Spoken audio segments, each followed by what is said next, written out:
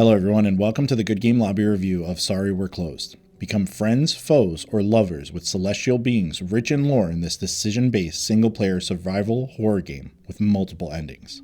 Let's start with the story and how we got here. The game begins with Michelle closing up a convenience store where she works after watching a TV show unfortunately starring her ex-girlfriend.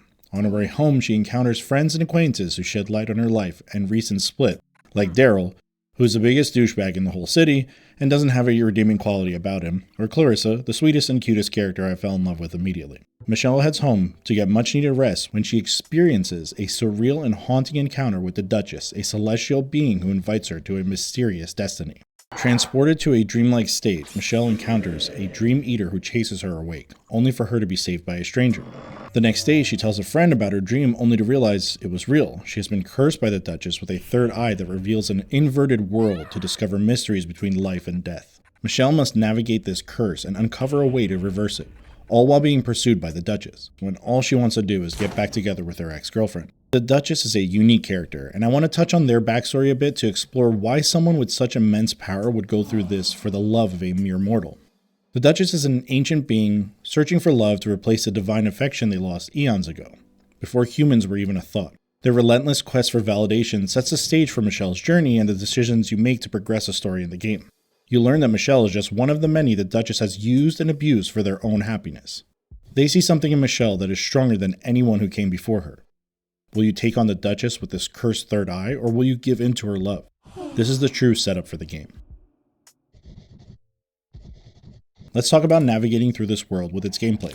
Most of the game is a top-down view of Michelle with fixed camera positions, and combat is the only way you can change the perspective. When you aim your axe, handgun, or shotgun to fight demons, you're thrust into a first-person view, similar to what you would find in Silent Hill or Resident Evil, but the game it reminds me of the most is Killer7. This is because when putting yourself in the third eye vision, enemies who walk into the inverted world become silhouettes of themselves, only showing a heart, which is a point of interest like in Killer7. You need to shoot at the heart to successfully defeat them. With each perfect hit, a blue meter fills, and once full, it activates your Heartbreaker, a charged shot for defeating bosses and low-level enemies. Everything around you freezes for a moment, allowing you to highlight the crystal heart and fire the Heartbreaker. Filling the Heartbreaker meter with each perfect hit is a fun and rewarding experience, especially if the Heartbreaker can defeat an enemy with one hit. Some mid-level baddies will drop a glowing circle that even lets you fill your Heartbreaker completely, making for a quick and satisfying battle. The combat can get difficult at times because you're in third person, but when you aim, you're thrust into first person and must quickly react to enemies closing in on you. Triggering your third eye at the precise moment stops an enemy in their tracks, giving you a window of opportunity to strike first. I had some difficulties, but I think that is expected, or the game would come off as too easy. Though I was frustrated at times, I chalked it up to inexperience because I had a hang of it by the end, killing demons and bosses with ease. As much as the fun combat is a big focus, the other side of the gameplay is a rich story and decision-based progression. You're speaking with many characters throughout Michelle's journey, and you find out later that some of your friends and mutuals are either demons or angels trying to sway your newfound power to either help you break the curse or assist with their best interests. It's up to you to make the decisions that play out. With multiple endings, the game offers many replayability options.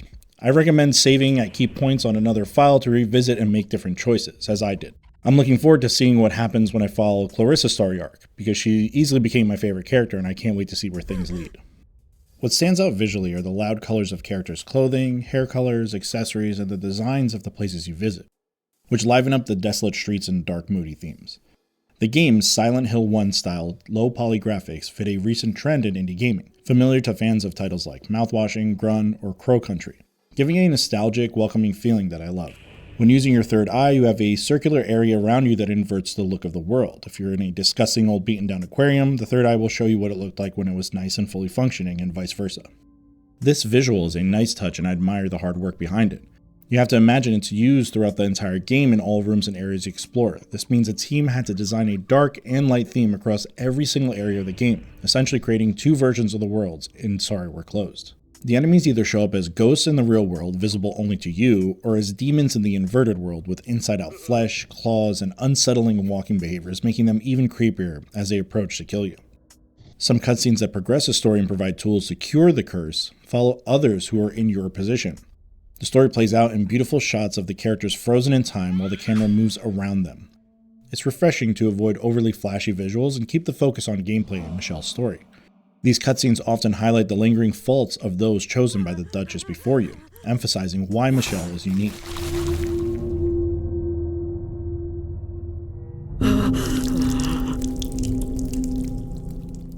The bosses you fight in each chapter have grotesque yet wildly creative designs. Honestly, they are so cool. They gave me the nostalgic feeling of older N64 games, both in their visuals and how the battles played out.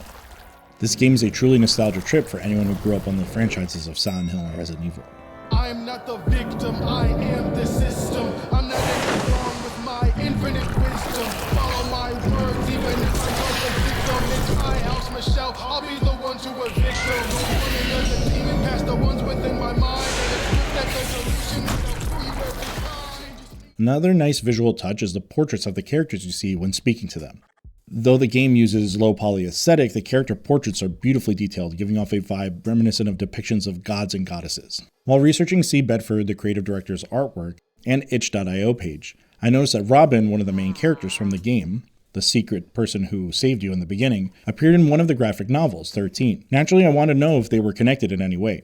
I reached out to find out if they were tied to the game, and they let me know, quote, "The comics I made were a while before we even thought of making a game, so Sorry We're Closed definitely came after the fact. There are shared characters between the two, but they definitely don't take place at the same time. It's a weird mesh between it being both the same world and an alternate reality as well." End quote. The artwork alone is beautiful, and considering how in-depth the story of Sorry We're Closed is, I'm keen to check them out too. The links are in the description if it piqued your interest like it did mine. The music is haunting throughout the game with beautiful tones for certain scenes that fit its moody look and feel. What makes the soundtrack stand out though is the full songs with lyrics and rapping during the boss battles, which help build the world even further. The Dying Petal TV show that you watch throughout the game feels like the intro to a Blood Orange song. The town's theme has a dark vibe-filled setup with vocal echoes, dogs barking, moans, and marching band-style drumming. I loved it all. With avant-garde electronic hip-hop tracks where it feels like TV on the radio meets Run the Jewels, every song played a huge role in the experience. Two songs in particular that I loved were Okimura, Matilda Aquarium Boss, and Devik's Toll, Dinner with the Duchess. Here's a taste of the former. Enjoy. The more I seem to change, the less I see myself. The more I share the blame, the less I have my help. The more I seem to change, the less I see myself. The more I share the blame, the less I have my help. Deviated from the blueprint. I'm shedding yesterday's form, pulling up in a new whip. Forget who I was before and remember my new drip. This is a truly brilliant game. It took me roughly 7 hours to complete one of the endings, where, spoiler alert, if it wasn't obvious, I broke the curse and freed Michelle. The influences of Silent Hill and Killer7 gameplay, low poly visuals, avant-garde hip-hop soundtrack, and beautifully designed characters are front and center. I loved every bit of it, especially the rich lore and fascinating decision-based story. I feel like this type of indie game isn't something that we're blessed with often. I love that the developers took artistic freedom to showcase their skills, delivering a beautifully emotional experience. Sorry We're Closed is easily a must-play and one of my favorite games of 2024. Thank you for watching my review of Sorry We're Closed. Please make sure to like, comment, and subscribe to get more indie reviews like the ones popping up on your screen. Thanks again, and as always, GG.